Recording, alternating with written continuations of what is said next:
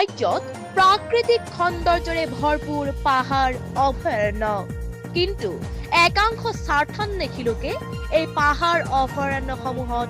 দিনক দিনে জনবসতি কৰাৰ ফলত জীৱ-জন্তুসমূহে বনাঞ্চল এৰি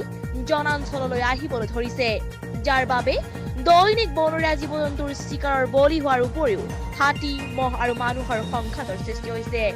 তেনে ঘটনা সম্প্ৰতি পোহৰলৈ আহিছে জুৰিয়াত কলানী জলাহৰ পৰা মানে মহটো দৌৰি আহি আছিলে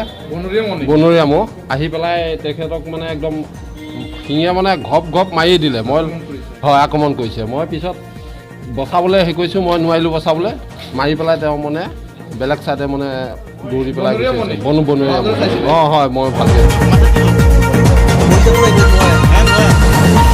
উল্লেখ্য যে আজি জুৰিয়াৰ থিয়টাঙনি গাঁৱৰ যদু কাকতি নামৰ লোক এজন বনৰীয়া মহৰ আক্ৰমণত গুৰুতৰভাৱে আহত হয় লাওখোৱা অভয়াৰণ্যৰ পৰা আজি হঠাৎ সন্ধিয়া ওলাই আহিছিল এটা প্ৰকাণ্ড মহটোৱে চোকা শিঙেৰে যদু কাকতিৰ শৰীৰৰ কেইবা ঠাইত গুৰুতৰভাৱে আঘাতপ্ৰাপ্ত কৰে স্থানীয় লোকে যদু কাকতিক সংকটজনক অৱস্থাত নগাঁও অসামৰিক চিকিৎসালয়লৈ প্ৰেৰণ কৰে জুৰিয়াৰ পৰা দিলৱাৰ হুছেইনৰ report news 13 north east Assam